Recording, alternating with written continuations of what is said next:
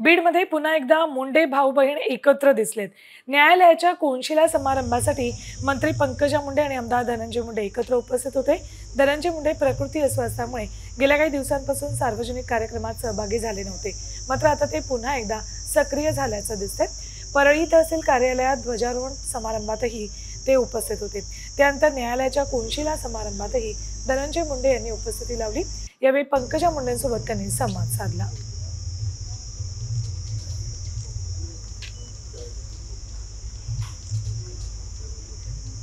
बीडमध्ये पुन्हा एकदा मुंडे भाऊ बहीण एकत्र दिसलेत।